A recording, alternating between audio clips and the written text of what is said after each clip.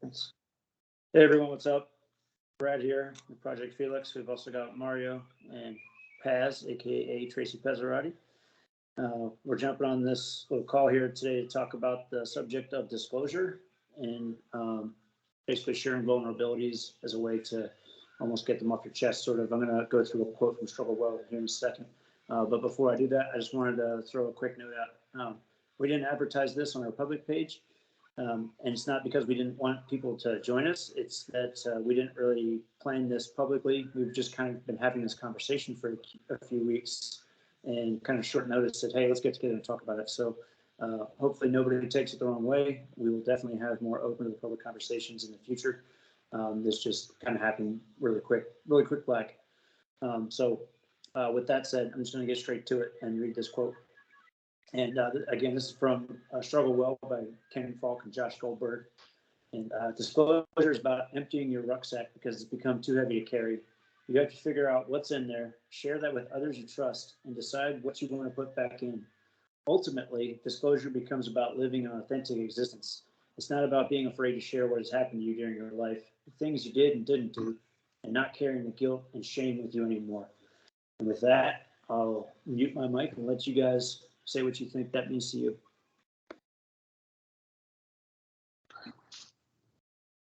Paz, I'm going to do what I do best and put somebody else on the spot, which is you. Kind of by default. Good call on the mute, Brad. Yeah.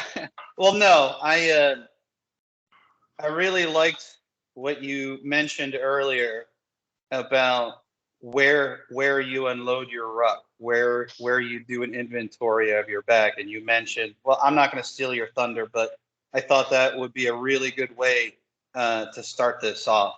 I thought it was pretty good. So Okay, you want to explain that a little bit? Yeah, sure. I am happy to disclose. Yeah, really, it's, kind of what we were going back and forth about was, obviously on the topic of being able to disclose personal things, unpacking that rucksack or, taking the external burdens off as your situation changes or as you feel you need to progress, or like you said, sometimes things just get too heavy to be carrying all the time. And to be able to accomplish that, there's some mental preparation that goes into that, because what we had talked about was, I think you brought up the prime beef line where we used to carry the A bags around, and you'd have to dump it out, and somebody's coming by and counting your underwear and counting your socks and all of that stuff.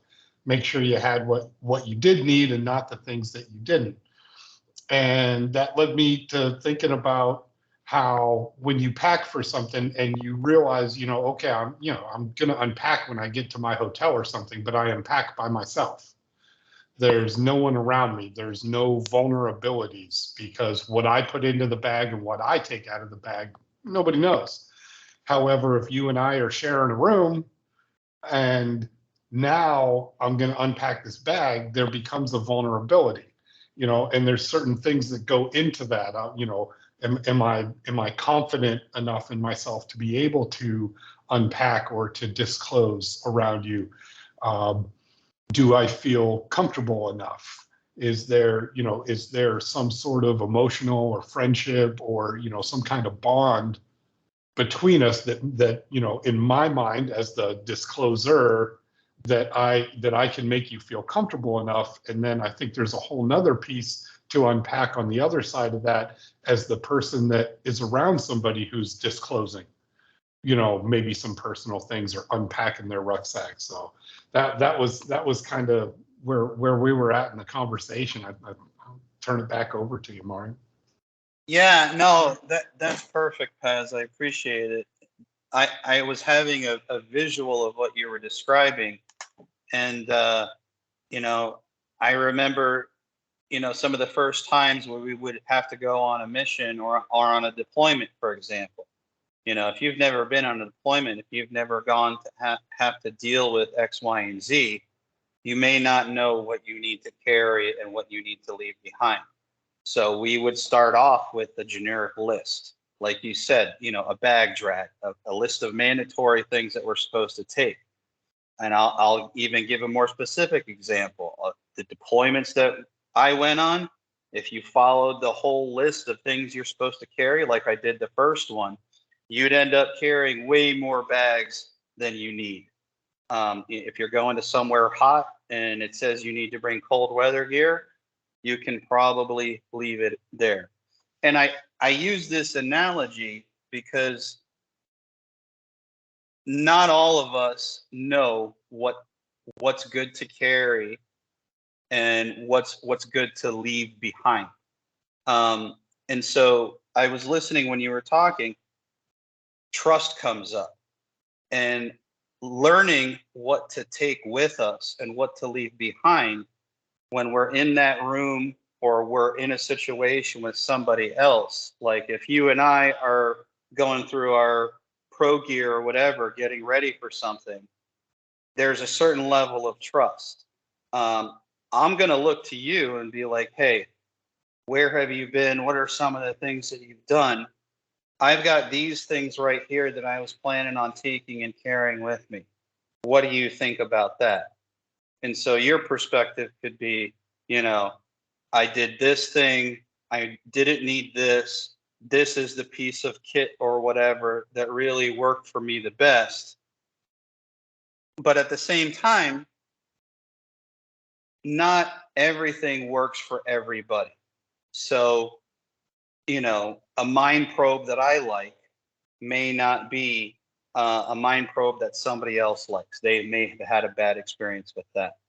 But just knowing that there are all these different tools and things that we can use within our ruck to help us move forward is akin to healthy wellness practices. The things that we can carry, not having to carry such extreme amounts of guilt and shame over the things we've had to experience. We can carry those lessons forward in a fruitful way without the extreme weight bringing us down. But I think trust, and that's been brought up before. I think Stephen brought it up. He talked about trust as in regards to disclosure, how important that is. I would not want to unpack my metaphor, my rucksack with somebody who hasn't had similar experiences. I don't know. What do you think about that, Brad? So I'm the weirdo, right? I seem to have an easier time doing that with people I don't know, strangers, than people I do know. I don't know if that's because of like the conversations I've been having at Airman Leadership School about post-traumatic growth, talking to a whole bunch of strangers all the time, or what. But for me, it's harder to talk to people I know. I would say it's easier to talk to people that understand it for sure, like other types that have done what we've done. That's definitely easier. But like family members and like close friends who haven't, like I tend to not want to. But I guess that's what you're saying. Where I go with it in general, though, going back to how it ties back to mental wellness, and this is all metaphorical and whatever. Maybe we need to be around a campfire drinking beers, having this kind of conversation. But where I think Struggle Well takes it, or maybe I took it in my mind when I read it, is by unpacking that, you're lightening the load right on yourself, and other people are helping you carry it, which is, how it should be. And they talk about that in Tribe also. That's one of the big reasons why veterans have a hard time returning from war, is because society is so disconnected from war. And veterans are put on a pedestal, maybe temporarily, maybe long term, whatever, and but then forgotten about, however long later, once the parade's over, so to speak, right? So to me, it's important for people who have zero experience in war to hear those stories in every gory, realistic detail, so that they can understand what it means to send people to war, for one, and two, they can help you carry some of the negative emotions associated, whether they be guilt, shame, anger, whatever. But also share the positive ones too, because then the one side, war is horrific, right? But on the other side, war is like the most absolute expression of love there is.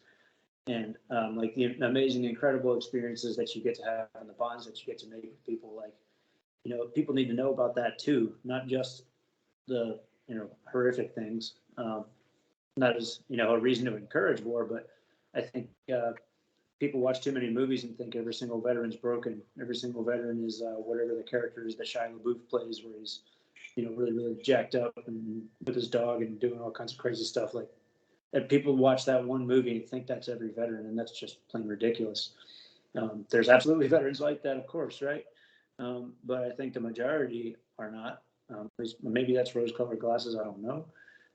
But I think through disclosure, by sharing your stories with people, that's where that comes. And that's, I don't know how to do that in a productive way. Like, how do you get together groups of people that have usually very little in common, except they're born in the same country, and get them to do that? And plus, at the same side, or not the same side, but the flip side, there's stuff for veterans to learn from other people too, like other victims of trauma from different backgrounds. And maybe veterans share those traumas, like adverse childhood experiences, or maybe they don't. And, it's important to not think that like war is the only thing that can cause trauma and can pack up your ruck and make it heavy. And, I think that's one of the other things about unloading it is, you redistribute the weight. Some of it you don't put back in. Some of it you just leave out. Other stuff maybe you don't want to leave out, but you can't carry it for at least a little bit until you get a little bit stronger. So then other people can help you. That's kind of where my mind goes thinking about that.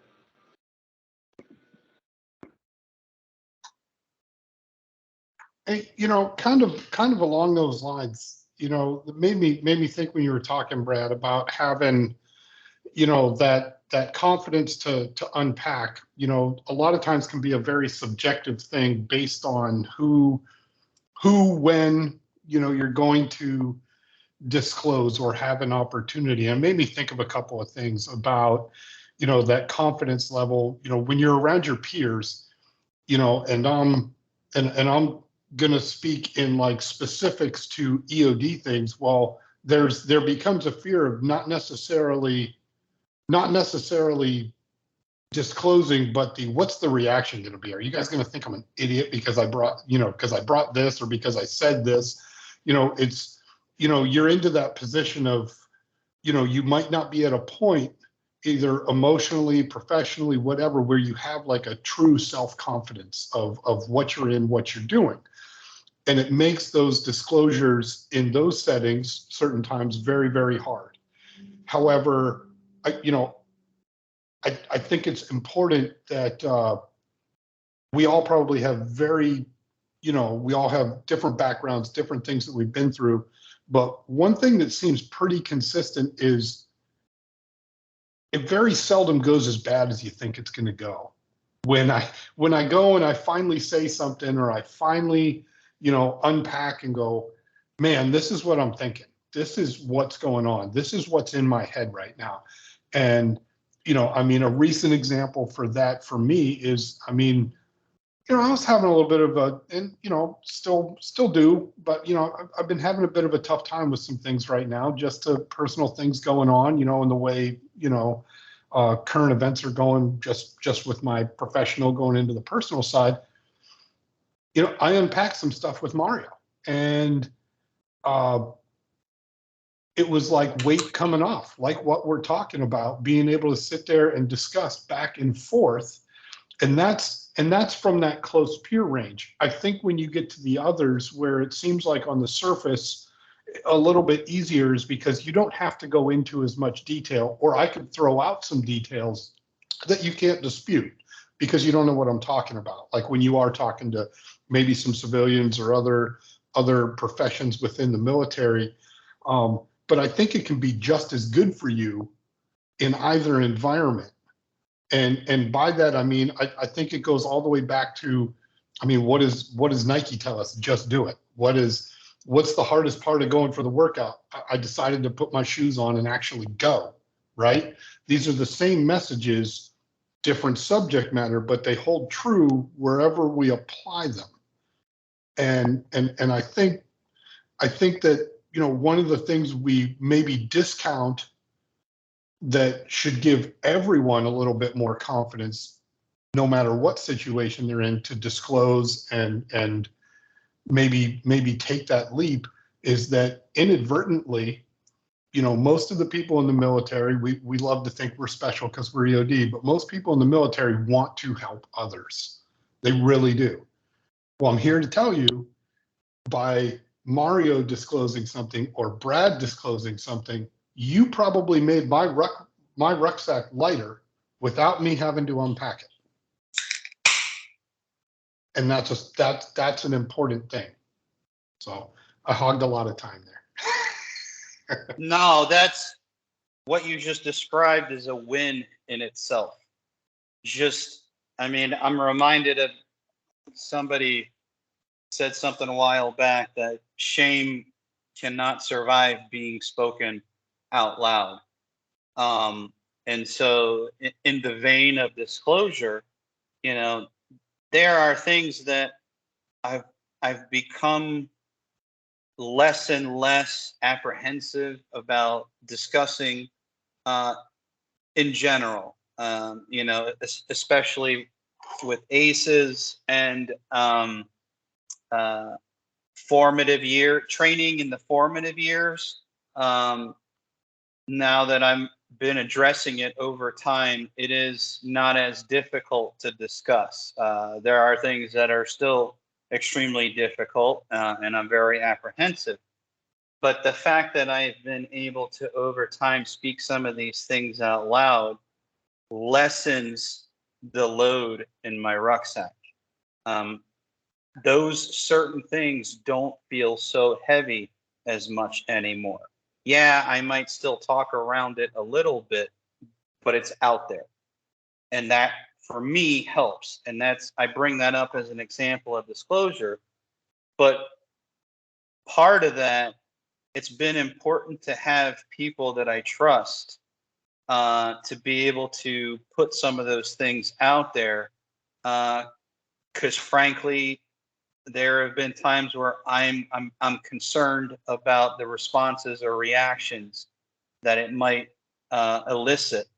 And to go back to what you said, Tracy, most of the time, if I have an idea that it's going to go off like this, and then I say it, it's usually the apprehension is much worse than the reality itself. And that just takes time coming to terms with that. If you disclose, if you empty your rucksack for at least a couple little things, it can have positive consequences. Yeah, Brad, what's up? I just, like, you guys are talking about, you know, apprehension, telling people stuff and disclosing things and whatever. And I can distinctly remember when things did like a 180 for me. And it was when I got back from Afghanistan the first time. And I was talking to a civilian girlfriend at the time. This was like 2008 timeframe. And I don't know how we got on the subject, but I went through, in almost no details spared, the worst post blast that I've ever done. And I'm not going to go into detail now, but there's lots of human remains on the scene still, and we had to recover a couple of bodies. And I went through that whole thing just kind of staring at the floor for like 10 or 15 minutes, and then I didn't realize the reaction that I was getting from that until I looked up and I saw her face, and realized, like, oh, I think I just said way too much. And that was the point for me. And this was not her fault whatsoever, and not necessarily my fault either. It was just the way I responded to that was to not talk about anything for like 10 years. And I just thought that, you know, that was kind of interesting that, you know, sometimes disclosure can have that effect too. And Almost like a knee-jerk reaction? Yeah, knee-jerk reaction that can last a freaking decade. But you guys have been making me think of that with your conversations here. I just want to throw that out there. Yeah, and I think by nature of our, or at least my former profession, was when we're doing what we had to do at the pace that we had to do, there might only be, a series of things that stick out that, at least for me, I got wrapped around the axle with a little bit. But as time goes on, I don't want to say the floodgates were open, but more and more aspects of deployments and things that we've had to do start coming up. And I think that's a good thing, because I don't know if I want to call them repressed memories, but just recounting things that we'd had to do, or experiences, or even examining why we made certain decisions that we did. I can tell you, when I went to the EOD Memorial 2 weeks ago, I carried a little bit of apprehension with me, because I knew a few people that were going to be there that I hadn't seen in a long time, and I didn't know how things were left, and I was concerned with, are they going to come at me? Are they still harboring something for not letting them? I didn't let my P2 be a team leader on ops in Afghanistan, because his wife was at home pregnant, and my reasoning was I wanted him to be able to get home and meet his first child. I don't even know if that was the right decision to this day. I don't know if there's animosity towards it, but I look at why I made that decision, and I still think that it was based off of love. It wasn't based off of an egotistical thing.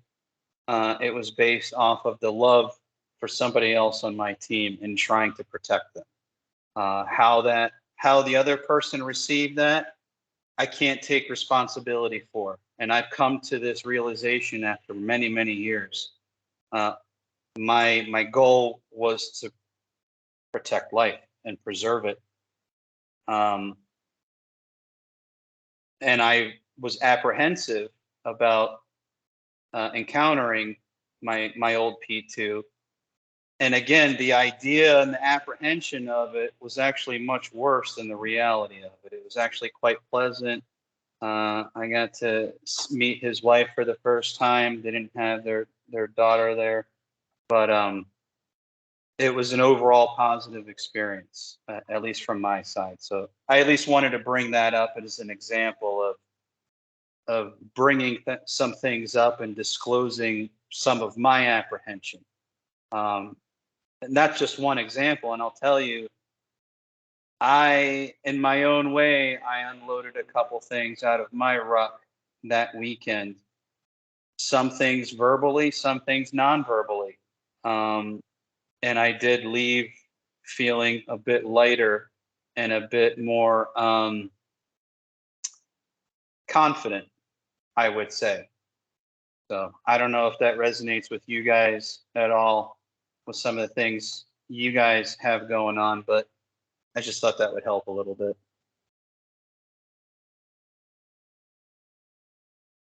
Yeah, I think it definitely does. And, hearing Brad's example, and then, your description of, interactions at the, recent memorial and stuff. One of the questions, or really kind of a couple questions that maybe really go together for me to, to get some perspective on, would be when we're talking about disclosure, and we're talking about it from the disclosee standpoint, being the person that's doing the disclosing. In the end, who do you guys think determines what we need to carry, or determines what we need to disclose or not? And then the second part would be more of, it's not so much a question, but kind of a perspective.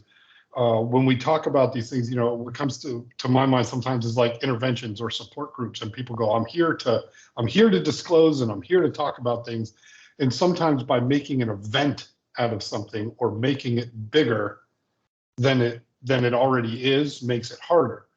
You know, disclosures can be done over time. You know, it's just like anything else. You know, whoever won the Boston Marathon this year did not wake up and run the Boston Marathon and win that race the first time they ran it. They trained for it, they practiced, they, you know, in the same type of sense, you almost need a routine or a kind of a self plan or I don't know if you know what I'm getting at, to build towards being able to do things. And there's small steps along the way. I think of the ladder up there, where if that first step is too high to get to, you're never going to climb that ladder. I need multiple steps on the bottom to get up there to start climbing it. So I'll leave you guys with that. Yeah, I'm picking up what you're putting down, because I've had conversation with people that you're getting ready to deploy, you're getting ready to go into combat and to do your job, and it's really hard to explain to the people that haven't done it yet how they may react to, you know, an event or a type of thing. So I've heard it before of, you know, you don't know how you're going to be until you actually get in there. You don't know how you're going to react until you get blown up or shot at and have to do something. The fight, flight, or freeze responses. I've heard that you don't know until you know. I understand that, but we also did a really good job of fortifying the combat mindset, and that's where the training came in. But specifically, training is building that mindset, preparing the mind and the body for what's coming up. Stress tests, for example. I remember before going to Afghanistan, I went through some pre-deployment training and went through a specific stress test, just so that I would know firsthand how much altitude in my body did not go hand in hand and how much that affected my operational capability.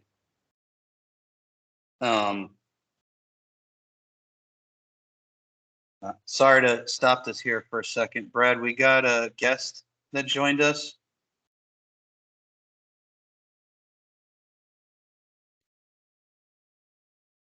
You're muted, brother. Brad, you're muted.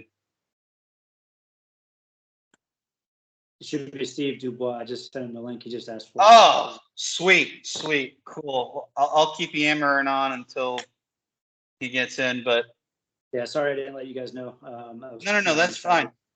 That's fine. That's good. I'm glad to see he's on. So building that mindset of what we're about to do helps in preparation. And I think the disclosure from people who have done things before us helps build the next generation's, I don't even want to stick to just combat mindset, but mindset in general. You know, if they know, if they've heard from old fogies like me, or yeah, exactly, or people from previous generations that they went through this specific thing, they had no prior training for it. This is how they responded or reacted to it. This was a win. This was a loss. Those things paid forward is still part of the importance of this disclosure in supporting the next generation coming up. It's not a comparison, because we've talked about the evolution of things and impermanence, you know, not to steal thunder for the next thing, but these are tied together. So yeah, those are my thoughts on that.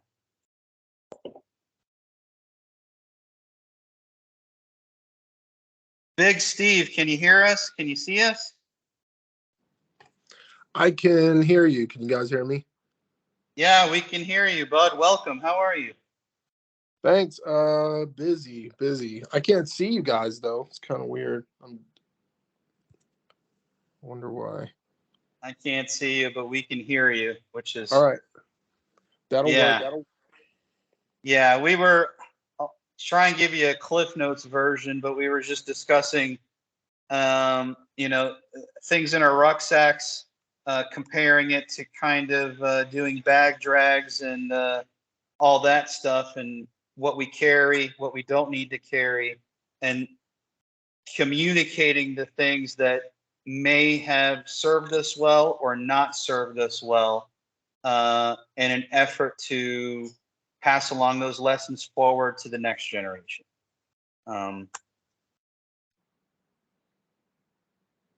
Paz, help me out here. We've been, kind of talking about, getting to that, identifying points of, when you need to find a way to set some things down and disclose the environments, how that can kind of toy with your confidence based on the people that you're going to possibly disclose around. Like you had, Stephen had mentioned in the comments, on a Facebook post the other day about, trust being such a big thing with that. And leading into that, for me, it comes back to the very, very simple question. If we want to stay on this analogy of that, unfortunately, right, the military mindset of I'm carrying this rucksack, or I got my 3-day pack on. If you break it down extremely simple, when did you take times, because we all did, when did you take times to take that off, and why did you take it off? There were actual purposes to that. We either got to where we were going, the mission was over, or sometimes, like in life, I need to put this thing down for a few minutes because we're going to take a rest and save our strength because we got a 6-mile walk back, or we have more ops, more life to get to. So you're not carrying this all the time, forever and ever and ever. None of us have been trained to do that. I think where we miss, or what is hard to get to, is knowing where and when am I in a spot that I'm able to put this down and go through it and determine what I need to keep carrying and what I don't need to keep carrying.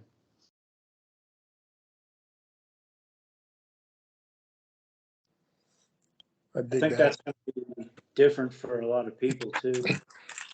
For some, that's going to be 10, 20, 40 years. And others, they can do that right away. And I wonder why that is. What's different between those people? Before we go off on that thought, though, I want to come back to a question that you asked earlier. The first question that you asked is, how do you decide what goes in the ruck? And that reminded me, me, I'm a book nerd, of another book that somebody else recommended. It's an awesome book. It's about the positive side of it, but I think it applies to everything. It's called The Power of Moments: Why Certain Experiences Have Extraordinary Impact. And what it says is, defining moment. For the sake of this book, a defining moment is a short experience, both memorable and meaningful. So sometimes I think we maybe don't. The memorable part is easy, and the meaningful part might be the hard part. You might be able to get meaning out of an experience, even a negative one, right away, or it might take some time for the sting of it to kind of not fade, but lessen enough for you to be able to think about it and look at it without feeling like you're right back there or in danger if it's that bad or that kind of thing. Like, because some of these defining moments, these experiences, can do that and have that effect, and you can't really process meaning out of it if you're, reacting emotionally instead of in a position to be able to respond, which, can take time. Some people can figure that out on their own. For some things, some other things need some disclosure with people of unloading the ruck to make it there. Other people need to talk to professionals. And I think that's kind of where we get into what goes into the ruck in the first place. And real quick, I just want to hit on like the 4 main parts that they talk about for a defining moment. And the first one is elevation. So a defining moment rises above the everyday. They provoke not just transient happiness like laughing at a friend's joke, but memorable delight. Of course, I'm sure the inverse is true, something that's, whatever dissension, I don't know, something strongly negative, insight, a defining moment, rewire our understanding of ourselves or the world. I think there's a lot there. And Yeah, pride, there's a lot on that one. Yeah, the shattering of, yeah. shatters and shapes you, absolutely. Pride, defining moments capture us at our best, moments of achievement and moments of courage. Connection, this is the last one. Defining moments are social, weddings, graduations, baptisms, vacations, work triumphs, bat mitzvahs, speeches, sporting events. These moments are strengthening because we share them with others. I think you could throw in war and combat exposure to that as well, and maybe positive or negatives. I think that's kind of, sometimes we don't really necessarily decide. It's just the experience itself kind of decides for us, and how we either react, respond, or some mix thereof to it. And that's what puts it in the ruck. And sometimes that's out of our control. And that's, I think, how the ruck gets extra heavy. What do you guys think?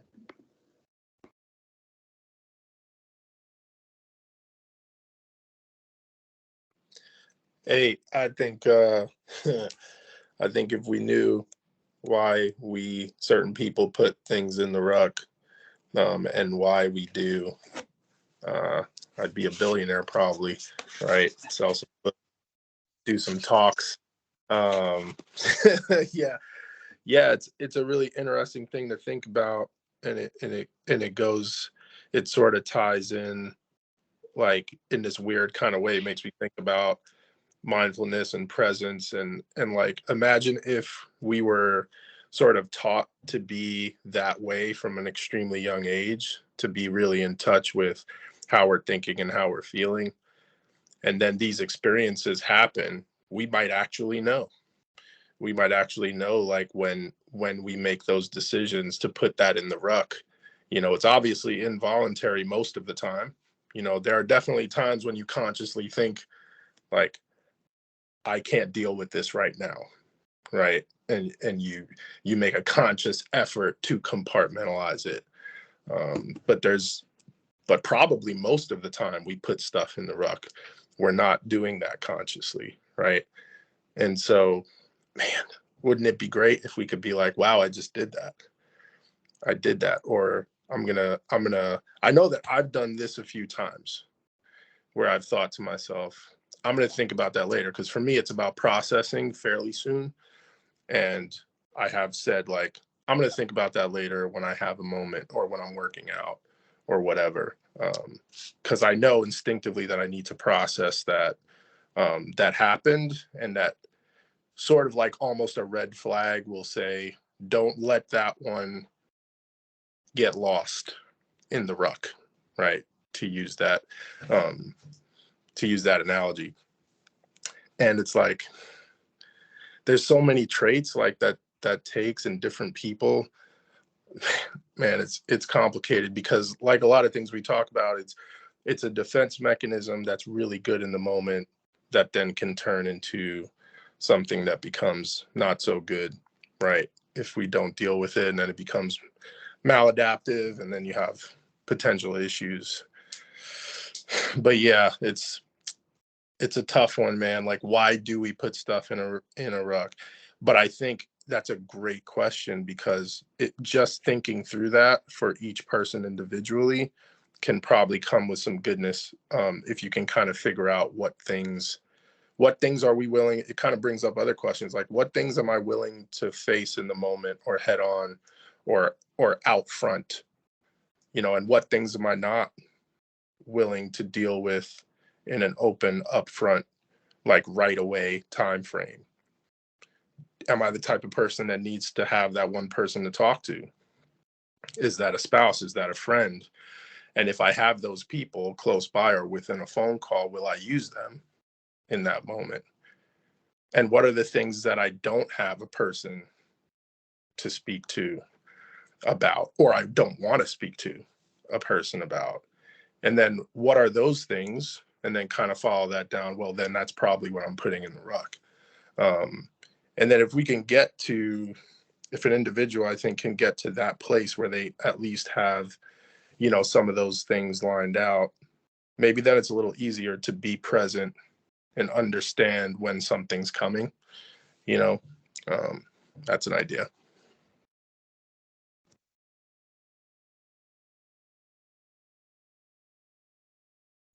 Yeah, I think that reference to presence is a big thing. When we look at what we're carrying or what we're gonna put in, what we're not gonna put in the rucksack, depending on, you know, in your military sense, that becomes very easy. What am I going to do?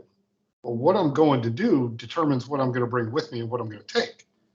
Well, life has a lot of options. It doesn't necessarily fit into a, you know, 5 or 7 step mission planning, you know, form. However, you know, you may end up putting something in the ruck because, you know, well, I'm only going for a short distance. A lot of times it seems like we forget to take it back out. We forget to unpack it, and it makes me think of some of those examples, you know, with, you know, some of the guys that get up and speak and they talk about, you know, their examples. They'll have somebody hold a glass of water while they start talking out in front of them, and he's like, and he keeps asking them, "Is that heavy?" Well, no, not the first 5 minutes, the first 7 minutes. 15 minutes in, that arm starts shaking because you've held on to it too long. And it also, in another sense, prevents you from maybe putting something else in the rucksack for later that you may need, because I'm never unpacking. I'm never, you know, disclosing. You know, I'm never taking these small breaks, these halts of when you would put it down and go, okay, you know, sometimes the things in your ruck are consumable. I don't know. How about you guys? My ruck got lighter throughout the day because I was eating my chow out of it and drinking my water. You know, there are things you can put in there to help you. You know, so, you know, I don't know. That's kind of where my mind was going when you talk about the presence and, you know, just with planning and how we go about things. So I got a question. I don't want to get off here because I do want to ask about some of the stuff, those 4 terms you mentioned, Brad, and sort of what the sub bullets are to those, because I missed some of it. I have the 4 terms, but I didn't get all the sub bullets. But sometimes it helps me to ask like the opposite question. We're talking about disclosure and be like, so what are like some of the bad things about disclosing, right? Like what causes disclosure to be something that people might struggle with or might not know when to do or is an issue at all? You know, like what is it about disclosing? It's like some of the terms that come to mind is like it's scary, could be scary. I would say vulnerability. Yeah. And follow that, Mario. Talk about that a little bit. Yeah. I mentioned this earlier, is disclosure. I think can mean for some people taking off the armor and everything that served us well to get us to this point right here. Now you're taking it off, and there's comfort that's associated with that, i.e. the lobster. However, I think by nature there is extreme discomfort in being vulnerable. But I can bring up an example where temporarily downgrading your personal safety to get an operation done can actually be I don't want to. I've said in the past, vulnerability can be a porthole to strength, a temporary vulnerability, if you will. People always use the damn term "taking a knee." And I get that. Everybody needs to take a knee or take a breather or go behind a rock and cast off their shell, whatever you want to call it.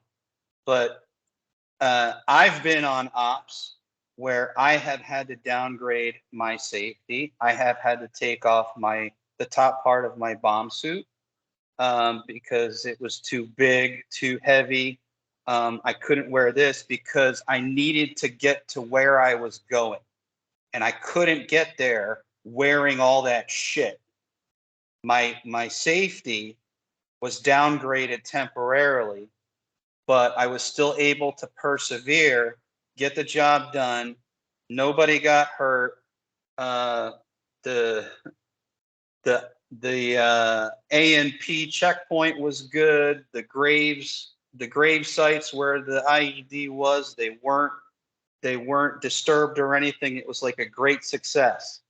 And so, like, that was the example that I had in my head where downgrading safety temporarily, becoming vulnerable, can actually yield great results in the long run. Does that make sense to you, Steve?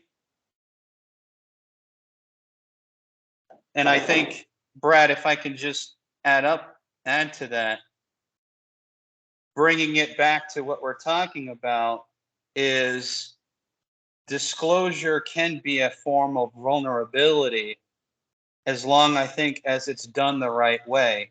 And Steve, I loved how you brought in the importance of trust and cultivating that trust so somebody can be temporarily vulnerable to offload some of that stuff. Half the time, it's not even as big of a deal as we have in our heads, and then we can move forward. That's kind of how I see it. But you hit the nail on the head when you brought it up. That trust is huge. And I think trust has been inherent in our positions and our teams, P1, P2, P3, based off of the functions that we've had to do, wearing that EOD hat. But when we talk about our psyches, our personalities, us as people moving forward, I think we can also use some of that limited vulnerability on unpacking some of these things as long as that trust is there. Brad, you had something? Yeah, I wanted to, you actually mentioned part of it a little bit, come back to Steve's question too, from another angle, talking about what makes it so hard. And specifically the P1, P2, P3 note.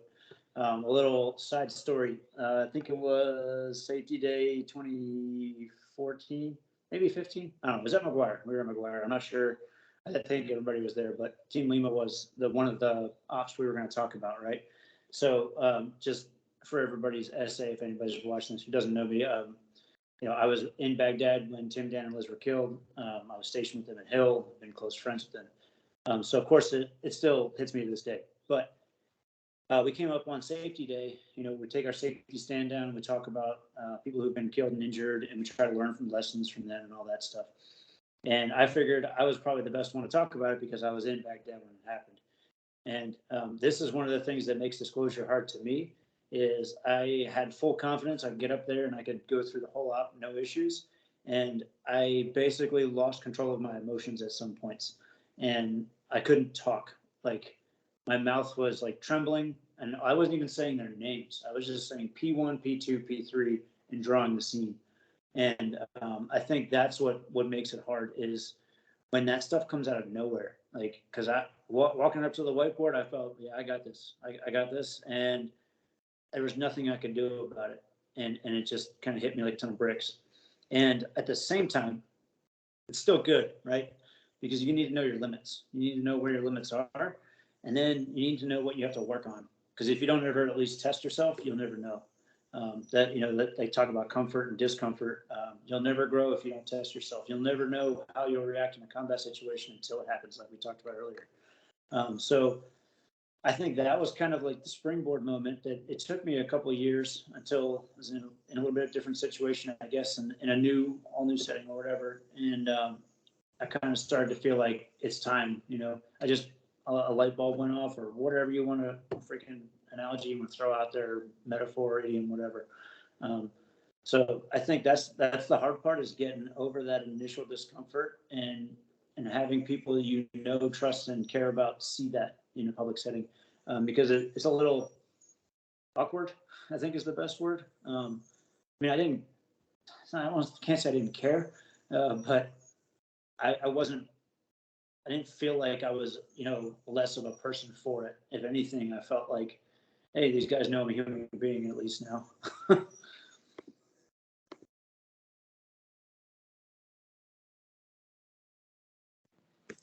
Yeah, it brings up that trust thing again. And it makes me think of the term enabler too. There's sometimes we're like far down the road or talking about some topics like disclosure and stuff where it can get pretty technical, right? There's people that study this and try to figure out how to best get someone to disclose, and there's all kinds of techniques and stuff. Like, I remembered role playing and when I was going to school and trying out different things, and then sometimes it's simpler, right? Like, what's the foundation? It's the establishing of the trust, right? And sometimes the disclosing, and the willingness to disclose, it obviously begins earlier than that. It begins with, is there a rapport? Am I somewhat comfortable with this person? And some of that is feel, some of that like is we talk about the art and the science a lot here. When I'm talking about being an EOD tech, there's an art and a science to it. There's an art and a science to this stuff too. But like Brad was just saying, that moment for you, like, I'm sure it felt awkward. I know the feeling of starting to break it's like your body's betraying you in those moments. You're Oh, like, fuck, here we go again. why are you doing this to me? I know exactly what that's like. But there's something there, right? There's something there that made you know, probably from your own experience, that this might be a good thing. This is a certain amount of strength, and working through that and continuing and not, doing the incredibly profuse apologizing that we're used to doing anytime we show emotion. That probably affected multiple people in that crowd, right? That were watching that. And that probably went somewhere down the road to someone in the future being willing to disclose to you, because they were like, hey, this guy in this moment was willing to be vulnerable, even if they couldn't articulate it that way. There's a feeling that goes along with that. And it's something I try to remind myself of. We never know. Every time we do something like that, or talk about something, or be willing to be open in this way that some would consider soft, or terms like that they used back in the day. It makes me think about like old school guys, feeling a little weird about all the mental health stuff. Like, I've had some conversations, and it's some of them are like all the way there. Like, I'm so glad we're doing this now. You talk to older veterans, so I'm so glad you guys are doing this more now. It's more talked about. It's good. And then others are like, I don't think I would have been able to survive if I wasn't able to like put that in a box and lock that thing up and tape over it and staple it and chain it and put more locks and keep it there. And that's where it needs to stay, like, forever. I've heard that explanation too. And what would happen if you unboxed it, right? So it's kind of interesting, how we navigate this thing. And I even hear it among guys. That's one of the topics for another day, but I hear it among some older EOD guys too. Like, there's this weird kind of discomfort, kind of feeling like, yes, we need to be, get rid of the stigma, but also Are we getting softer? Are we going too far down the road? Do you need to talk about everything? Are you creating an issue by disclosing? This is one of the like questions, elephants in the room, right? Are you creating an issue by disclosing? Because there are some people that believe that there's a point at which disclosing, and I'm not hating on disclosing, you guys know how I feel. I think it's good. What do you guys think about the idea of disclosing versus keeping some stuff inside? Where's the line for you? Where's the line? Like, I think about the word safety, or feeling safe, feeling comfortable, goes to the trust. Do you think that there is room for that conversation? That if someone feels like, I don't want to disclose, I'm not ready to disclose, I think disclosing is going to be harmful. Do you think there's some truth to that?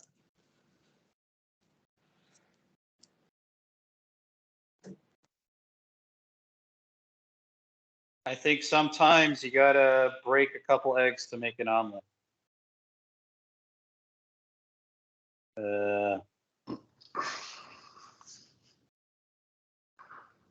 If someone's in that place, because to me it's like it's a there can be fragility, right, around some of these things, what we're talking about disclosing, whether it be combat trauma or other kinds of trauma. I just remember moments with people where they're like, they want to disclose, and maybe we're having a little bit of a conversation, and there's that feeling of, I think this is enough for now. It's okay. We can pick this up later. You just feel that like it's a lot. And there's been a few times where I have instinctively done that with people that were disclosing some really traumatic stuff. And I think that's what I'm getting at with the question. Like, this disclosing is critical in my mind to people getting to the places that they want to go. But what I'm saying is it's important to keep that in mind too, that it's okay to not go, okay, if someone's disclosing, let's just keep pulling that string no matter where we go and how far and how deep we're going. Let's stay in the pocket this whole time if it takes hours and it's just piling up. And it's like, it's okay to slow that down, I think is my point, as I'm rambling.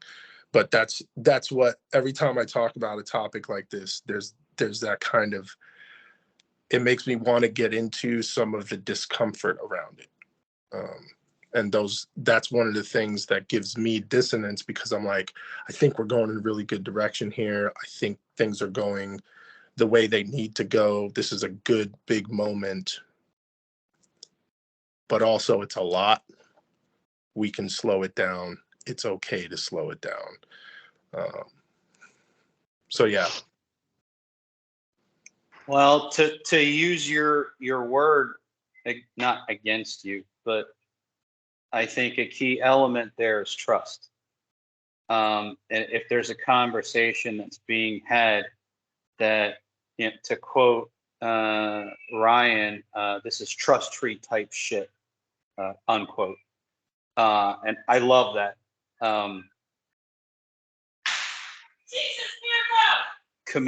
Commensurate levels of trust. And yeah, did you guys hear that, by the way? Yeah. Have kids, they said. It'll be fun, they said. Speaking of trust. Yeah, I agree with you. There's sometimes that shit comes out sideways. I think we can look at disclosure and through rose-colored glasses of having a discussion with people or a person that we trust. But I think another form of disclosure is when it comes out by itself or through actions or whatever. And I can't speak for other people, but I can speak for myself that some things have, when they come out sideways. And it sometimes there's collateral damage when things come out sideways. I don't know if that really adds to what you were saying, but at the same time you were mentioning, is there a bad side to disclosure? Like, can it be too much? I'm not a psychologist or psychiatrist, but I do think that rapport and that level of trust, that trust tree, location, or having your fire team or your 3 to 5 or even that one person that you feel comfortable disclosing with, I still think it's better than compartmentalizing things, because I think compartmentalizing things serves us well in the moment, but I don't think it's a matter of if that box gets opened. I think it's a matter of when, and I don't think we always control. Even though we'd like to, I don't think we always can control when things do come out. Is that? Yeah, and how it comes out. Yeah.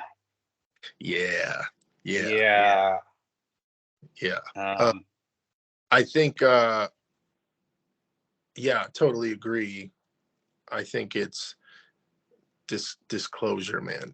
It's such a huge thing, but like the compartmentalization is also big and important, right? Like there's so many jobs on the planet that you have to be able to do that, including being a therapist, right? Like you got to be able to compartmentalize. You might hear some crazy stuff, and you have to be able to put that in a box and work.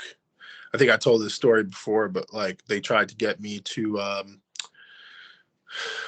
be a part of a team that would run groups with pedophiles, recovering pedophiles, because they were looking for a certain type of person to compartmentalize what you're going to hear and still try and work this program with these people who were, based on our laws, going to be released at some point. And I wasn't interested at the time for other reasons. I was trying to get back to the shop and back in the flight, and I'd been away for a while. But talk about disclosure. That might be part of why I have that thing in my head about good versus it might be too much. But I think it's just important to talk about that anytime we talk about things that seem like they're really good, like, and disclosure is, it's super helpful. The kind we're talking about, it's about, the trust, you lay the foundation, and then, you can really find out some things about yourself and create a whole new path going forward. It's super good stuff. But some people have some things, I can tell you from own personal experience with just like guys I work with over my career. Wasn't ready for that one. Yeah. Sorry, go ahead, Brad. Yeah, no need to apologize, of course. What this is kind of make me think of too, going back to the difficulty and the challenges, good versus bad, all of that stuff, a starting place for people that are having a lot of troubles. And maybe this works for most people, maybe it doesn't. It seems to work for most people per studies and other stuff. I was reading one earlier, 60 to 70% effective in like a blind study is writing, journaling, writing, whatever. And you don't have to be writing to anybody. You can just write to yourself.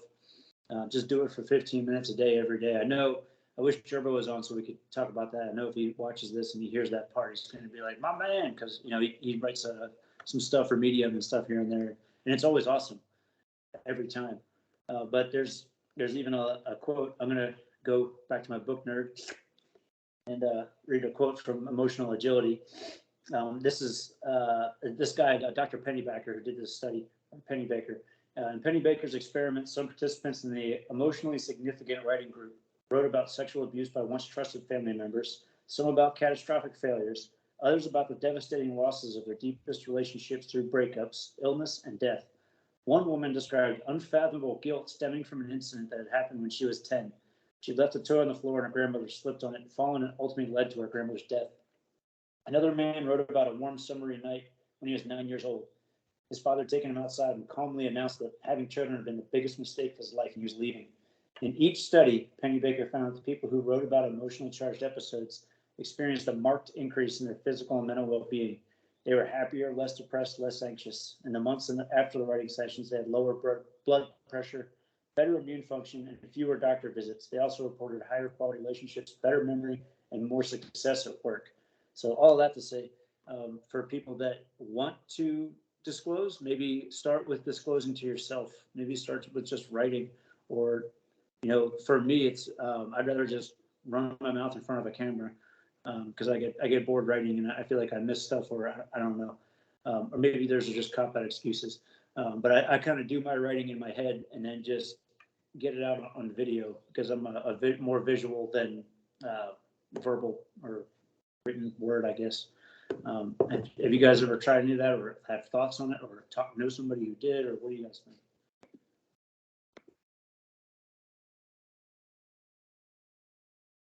I spent a bit of time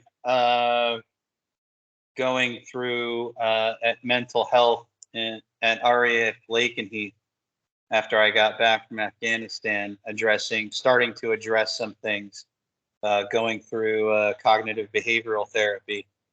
And how that started off with me was they asked me to pick 4 events and start writing about them, and we start processing. It took me 6 months to work through the one first event. And what I found was really interesting was when I was asked to write about this event, I didn't have any issues writing about it initially, because as a team leader, I got really good at writing disassociated narratives for the reports. Just the meat and potatoes of what it was, no emotion, no passion. Try to keep subjective opinions out and just stick to as much of the facts as I could. So that's how it started. I wrote my first narrative almost exactly like a report. But then it was going through with the therapist and reading it and taking time to read it and being asked how I felt throughout it. That's where some of the work started to come through.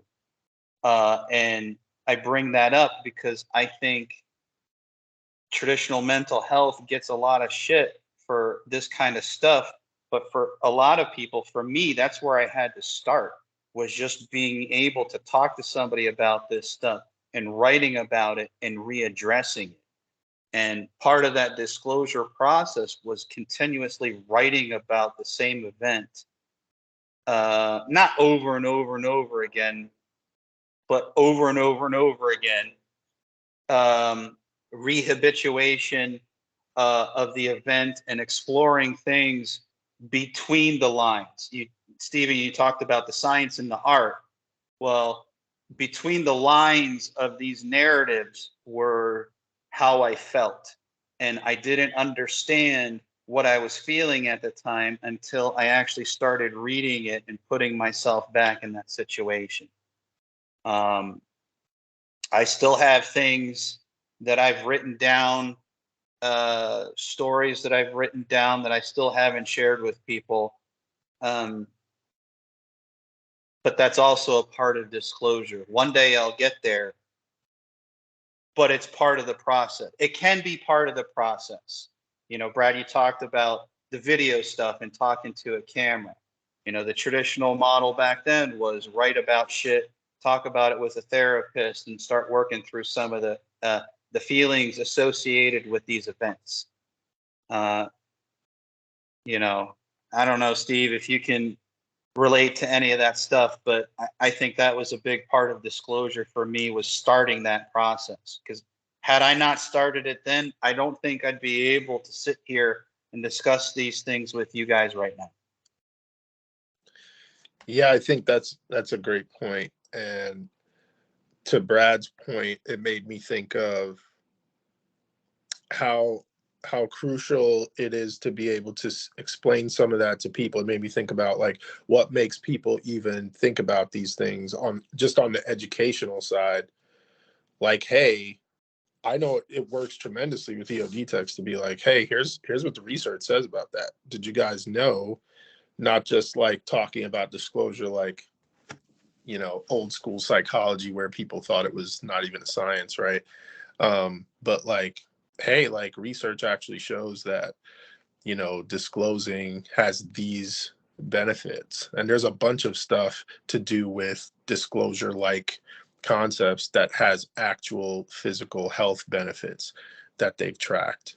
And I think that's a great way to kind of start the conversation about disclosing is especially in certain groups, right? Like emergency responder groups in general. I think that works pretty well with people, combat folks. You know, they want data, and if you can show that, I think that's awesome. And then for your personal experience with it, I am not a big discloser to in a mental health setting, surprisingly, since I'm going into that field. But I am a big self-discloser, and I am big with like one or two people I trust, kind of thing. But I think that's great, and I think it's a great example what you said, Mario, about how, you know, the dividends that it pays down the line, and you being in the place you are now in part because of that. I think those are some of the things that people need to hear, along with sort of like the science of it that Brad was talking about, to really bring it home. So many people aren't even really thinking. It's almost like opening up a new set of like neurons in the brain, right? Like they're just not aware that disclosure can help them. It's just not something that's on their radar at all. And just having a conversation like that, for example, on a Friday with shop, and just being like, hey, topic of the day, just wanted to touch on disclosure. Here's some facts about it. Here's what it means. Here's some simple concepts. Here's some data. Here's what the research says. And give like some anecdotal, like, you ever just think about, everybody has something in their life that's happened, right? That either you've felt shame or guilt about, or it's just been traumatic and you don't talk about it, but it really affects you. And going down that road of just saying, hey, you don't even have to tell anybody. You could just write some of this stuff. You could do a video yourself, like for you, and you could freaking delete it, if you want. But that this exists out there, and it's, I think that's awesome. Just the conversation's awesome because it's making me think about ways to introduce it, to people and get them thinking about it. Because as I said, like, it's just not on people's radar in general.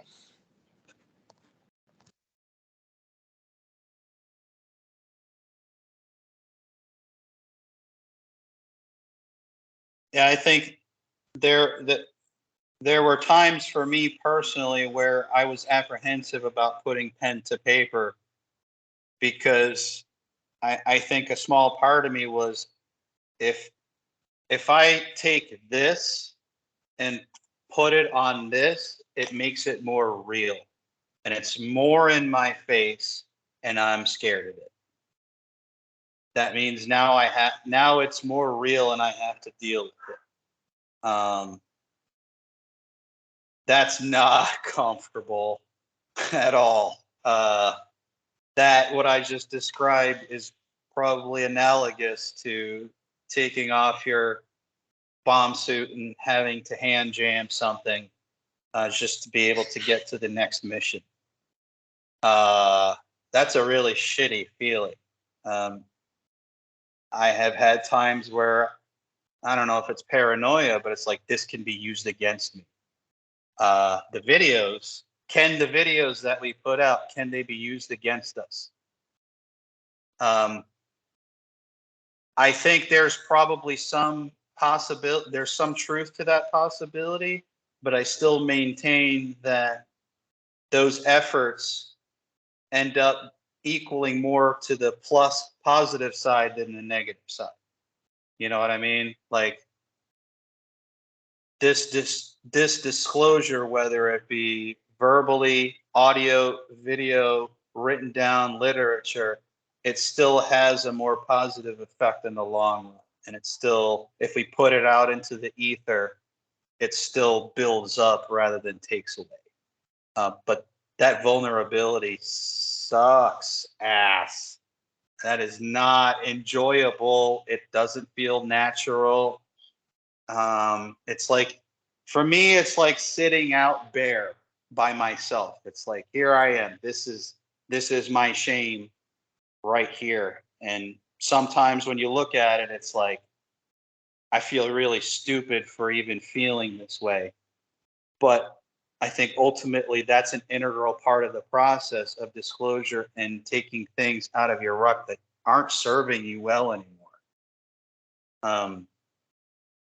Maybe those lessons can serve other people better so that I don't have to feel so heavy on my shoulders anymore. You know, I was there, Brad, when you first talked about Team Lima. I remember that. You know, very unpleasant feelings in the moment. But I think getting through it, struggle to strength, that's how it happens. I don't know. What do you think, Paz? Have you had to deal with any of that stuff on your radar? Have you? Yeah. I mean, kind of what you're speaking, you know, like when you talked about, I write this down, it becomes real, right? Some of my struggles in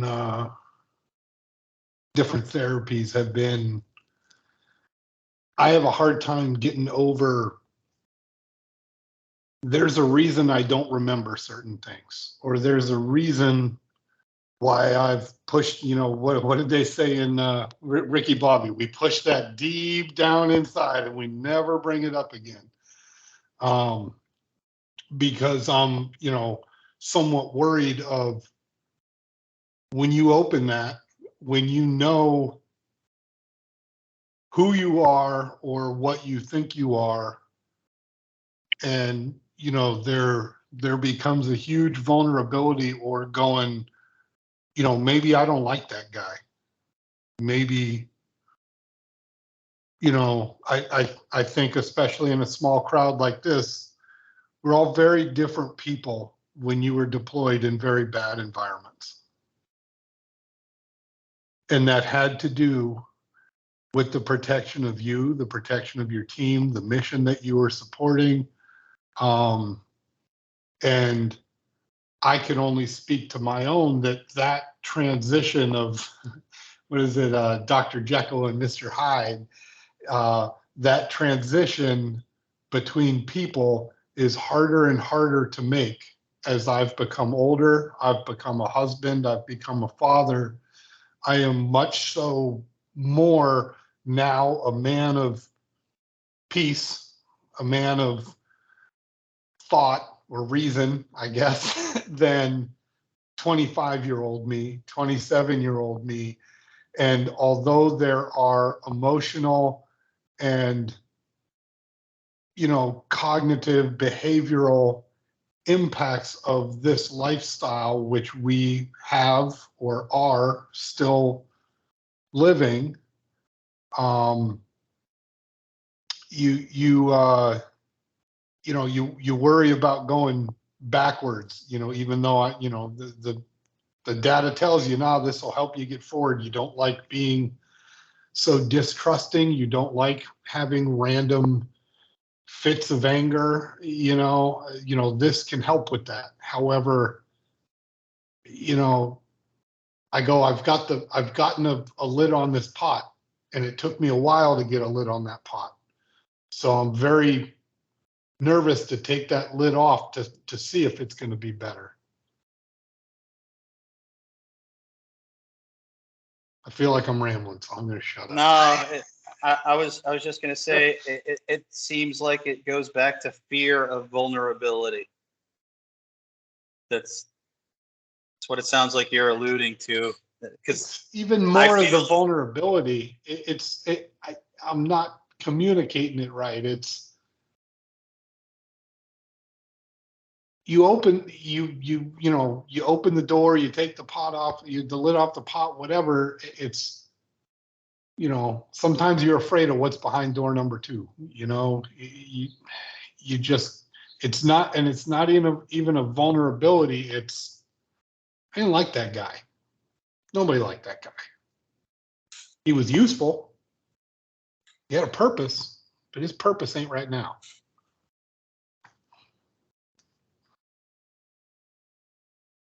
Yeah.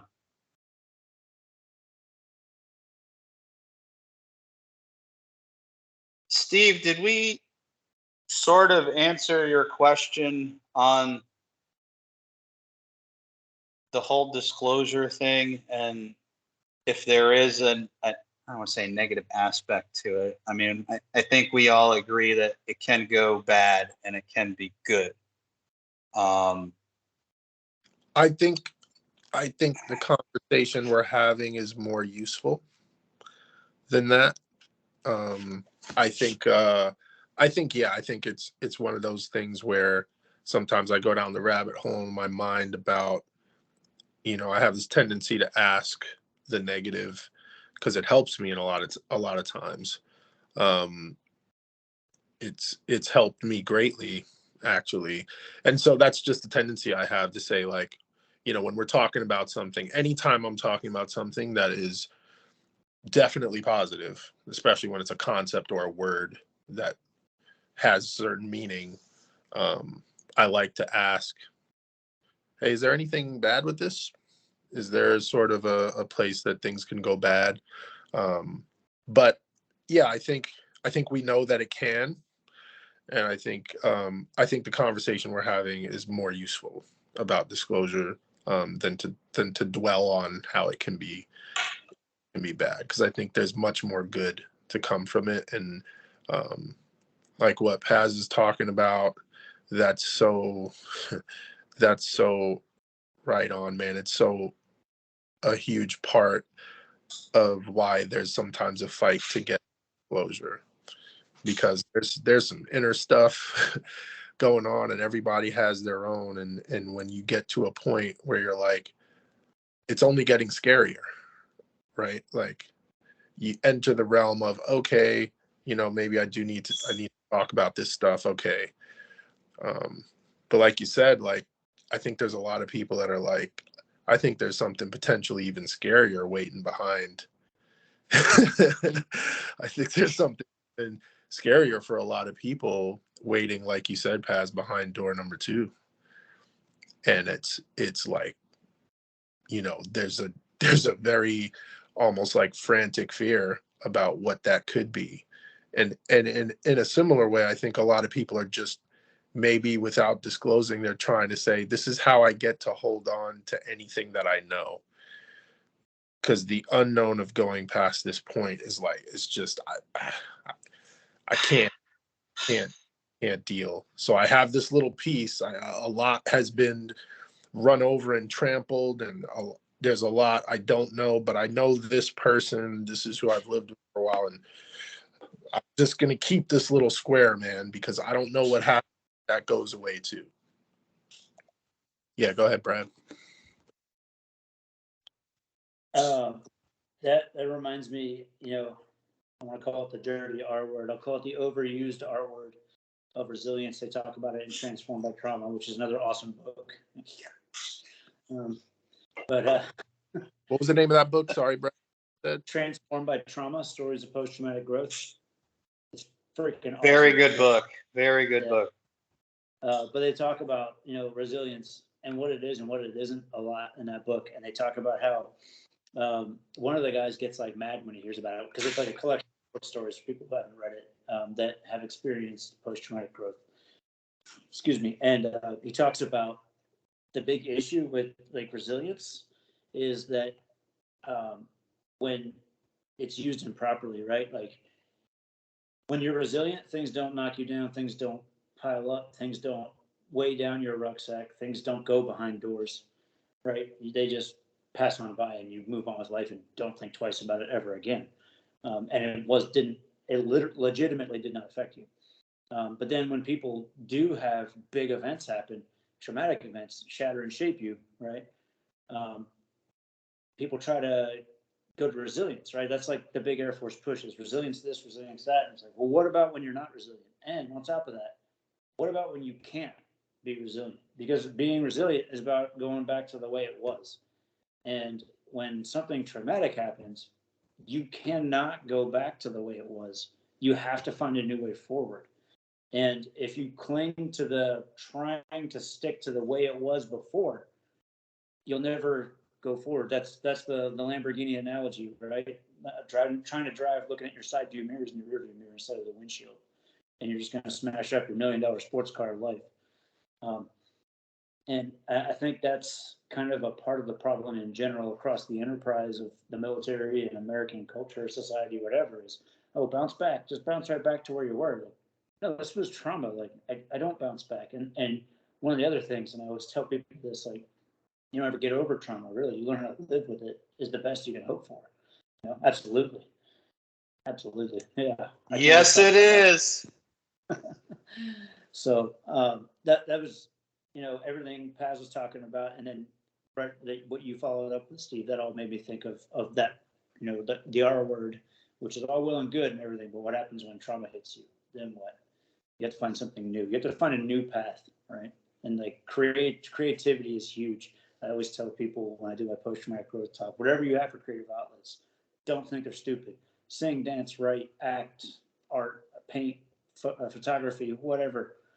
It's important because it'll help you to find that new path when you need to do it because you've been shattered, So I'm rambling now.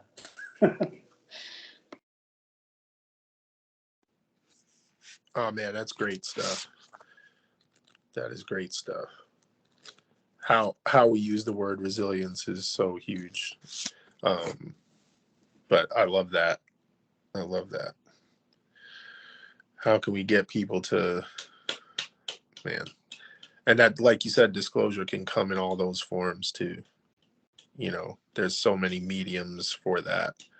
I mean, you think about just the idea of painting and like how many people like go on these like weird, like whether it be like, these, I hear about the dating world. I don't know anything about it. Been married for over 20 years, but like, people are going into these things and they just paint, like it's a paint date. I don't know. They drink some wine and they paint things. And like, I swear every time, like, if I'm talking to a guy friend or whatever who went on one of these, and like, I've honestly never heard anyone say anything bad about it. Even if they thought it was stupid at first. They're just like, yeah, it's kind of dumb, but yeah, I kind of got into it. I don't know, something about it was cool and soothing or whatever. And who knows how many other things are like that, right? So that's an awesome message, and there's so much stuff that's untapped there, with disclosure and resilience. That's good stuff. Yeah. When I went to NICO at Walter Reed in 2014, they had a really good art therapy program there. And I had my last post blast in Afghanistan was a really tough one. An ODA team leader got hit, lost both of his legs, and due to all the conics and the area, I had to manually probe up to the site and encounter body parts and pieces and things. And that sat with me for probably a really long time. But when I was at the art therapy program, they had painting stuff. They were big on the masks there. I don't know if you've seen those articles. They have all the masks there. There's some really cool ones. And it's really cool. I didn't think I had an artistic bone in my body, so I created something pretty simple. I had a bit of time left, and in the art studio, they had like a bunch of like Jenga blocks, like the little wooden blocks that you can just. So I spent probably the next 2 hours recreating the entire post-blast scene with cardboard, wood blocks, paint. I even made a little replica Talon to show where it was. None of this stuff was prompted, but I just felt like I had to get it out. Like I still have pictures of it somewhere of the scene that I created, but I don't know if that was their intent, but I think there was some positive stuff come out of that, just that I was able to get it out there like that. And I think it was a step in me processing that. So you're right. Art, music, whatever it looks like, even if it sounds really stupid and you scoff at it, if people are just willing to put themselves in the position to be open to something, that more often than not, it will yield small results that can grow into a better path forward. That's my experience. I just wanted to bring up. But There's something about it though, right? There's something about having a medium, whatever that is. Equine therapy is huge, and wherever there are places where there's horses, there's dance therapy now where you got these big old 220-pound dudes doing, weird things. There's something there that we don't fully understand. Maybe it's using the more creative side of the brain, as people like to say, and tapping into that, and maybe that releases something where we're not doing much like analyzing, like art science again, and where it's sort of like it's just a little bit easier maybe to come out. It doesn't have the weight of that ruck, right, as we're disclosing in those ways. And I think the reason that the research says it works, all these things work really well, and I think that's part of it, is because it's tapping into a different part of the brain, a different something that's not as weighed down with all the stuff to do with it. It's a little less complicated. And then it's like that passing through, maybe we can pass stuff through there. When you describe the scene, I was thinking about, the EMDR therapy with the eye movement stuff, and how, that's essentially putting someone through what you did, right? That's part of the foundational principle, is to have you review, which is what you were doing, right? And you were doing it visually, just and also from memory, and there's obviously something to that. I wish we understood it more, but I think that's all really important to disclosure. And it also it goes to like what we're kind of talking about in the background of all this, which is, at least for me in my head, it's like, how do we set the stage? How do we create the environment for that? And I think everything you guys are saying are little parts and pieces that we can gather collectively to do that. Because I think that's half the battle. If you can set the stage and create the environment of trust then people would be more willing to be vulnerable, probably.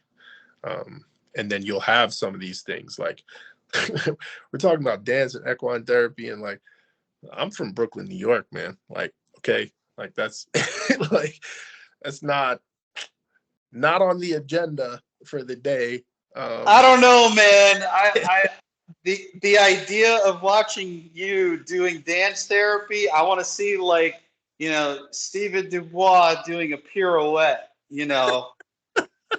I think that would be a good form of disclosure, and I'm just saying, I think you should give it a try. So. Yeah, I'm willing. I'm willing to do it if get someone to disclose. But yeah, like this stuff is, I think, and people can then get into the zone, right? It's almost like catching, or contagious, to some degree, because I do think vulnerability and having an environment for that just fosters more of it. That's kind of like the amazing thing about it. And if we can kind of, like a garden, just kind of continue to water it and take care of it well, you can get some real goodness out of that.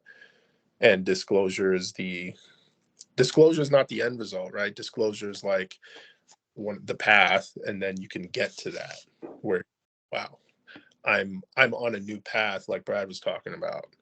And it alludes to what Paz was talking about, where, maybe not door number 2, but maybe you can make a door number 3 that you've created on your own. And you're like, I'm good with opening that door and going down that path. Yeah. And I like that we're talking about art and music and that stuff, because in my mind, it seems to be a more indirect, informal way to disclosure for some people, rather than being the typical clinical setting of, hey, pick a thing that bothers you and start writing about it. The cost of entry mentally might be a little bit too much, rather than, here's a table, we got some paint, we got some Jenga blocks, you got this. Whatever you're feeling, if you want to put something down, here it is. And that can be a nice segue into more comprehensive disclosure. That's my take on it. Can I throw out the Dave Grohl quote real quick? Because I think it's Yeah. This is also taken out of Transformed by Trauma, but it's a quote from Dave Grohl about music. And he says, "Many people who never write a song benefit from the songs of others. The somewhat ambiguous lyrics of many songs allow people to see them in their own experiences and find comfort that someone else, the singer or songwriter, gets it. Just as Eric said that people see their own experiences in his art, this happens in music as well. As Dave Grohl, the lead singer of the Foo Fighters, said, that's the great thing about music. You can sing a song to 85,000 people and they'll sing it back for 85,000 different reasons." I think it's just awesome. Yeah.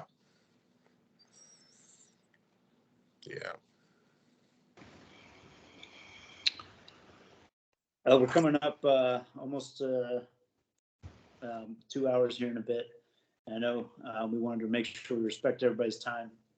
Does anybody have anything else that they want to put out there? I'm going to wrap up with one more book quote because I'm a nerd. After. I love your book quotes, man. Hey, the Elevation Inside Pride and Connection, what book was that a part of? It's called The Power of Moments.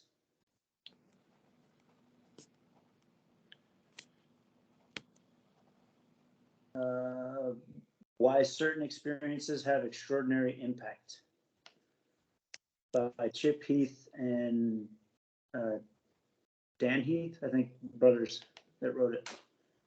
Okay, awesome, thanks. I'm getting back, so these are going on the list.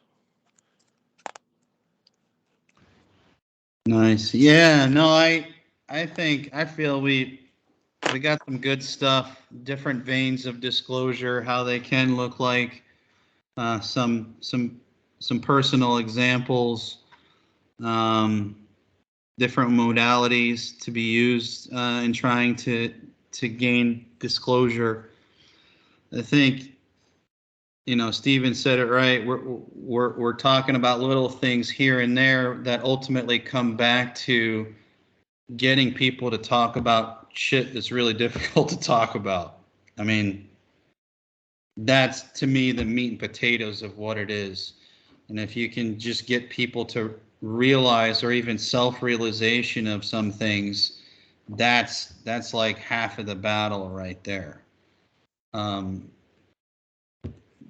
What works for me may not work for somebody else, but there now more than ever there's more modalities and more disciplines to help with this process than there's ever been, I think. And I think that's one of the nice things about this venue that we have right now, is we can discuss those things under the umbrella of trust tree type shit. So, I mean, I got out a lot of this personally. So, Yeah, I just want to say, like, first of all, been too long since seeing you fellas in this avenue. Just doing life and making sure the priorities are right. But I feel like I'm starting to settle down. I'm in the new house now and all that stuff. But this was really great. Really triggered some stuff for me that's really good. And I think, you know, again, it comes back to a lot of times we have these discussions and it always makes my mind go, like, I end up in a place where how can I set an environment either like this or to get to some of that goodness that we talk about. And, you know, for a group of people that are all different, right? But I think a lot of it has to do with creating that environment and it being like, you know, where all of those people can feel that they can disclose, if it's to me personally, or if this is just a place that they feel comfortable, wherever that might be, to get to that goodness. And then to have those discussions about all the things we talked about, whether it's the journaling or the weird art thing. Maybe we can do a weird thing, you know, how EOD guys are. You know, we're going to have like the dance lady from FSS or whatever that puts on a class come over and make us all do plies, and then we're going to talk about our feelings. I don't know. Yeah, exactly. Let's get weird. pirouettes, Steve, pirouettes. I'm down. I'll probably tear something because that's what I do, but Look at him trying to pretend he doesn't know how to pronounce it. So yeah, no, this is really good. There's a lot of goodness there. Thanks for the book list. And great to see you guys.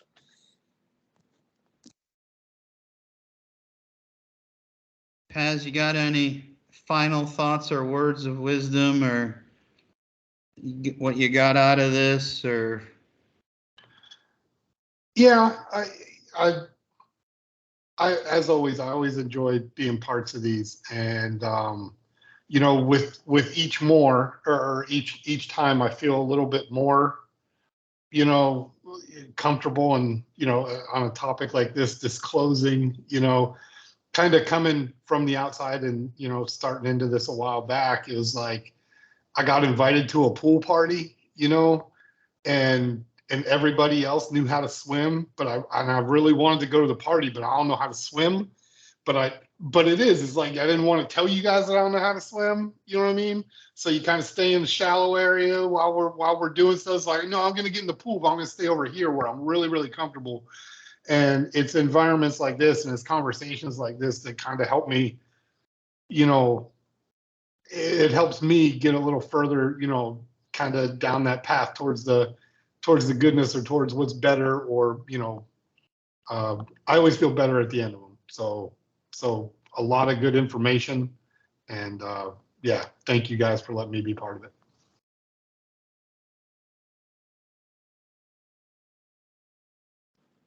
Paz, you really triggered me with that pool story. I just got to tell you, because like you're bringing back some memories of actual pool parties where that's exactly what I was doing. I didn't know how to swim. I was hanging out on the shallow end. Like, no, I'm good. Good over here, man. It's funny because you guys talk about not knowing how to swim in the shallow, and I've done things the exact opposite. I jump into the deep end, don't know what the fuck I'm doing, try to drown multiple times, and I'm just relying on people to help me pick me back up. And over time of jumping over into the deep end, I finally learned how to swim. So it's amazing how the differences in how we approach things. Maybe I'm just so stubborn that I'm a lifelong, very slow learner, but here we are. Sounds like you had someone that you really trusted when you were very, very young. I did very much so. That is where my love for this came in. Some supervisors that I had very early on in my career they did things they didn't have to do, but because of the love they showed me, that's how I'm still here. So it's amazing the impact a good supervisor can have on an individual very early on in their Air Force career. So hopefully that trend continues. And talking about still being here. I know, Mario, you've listened to or read this book. I don't know, Paz, Steve, if you have, but it's called You Are Worth It by Kyle Carpenter. It's an amazing read, listen, however you digest books.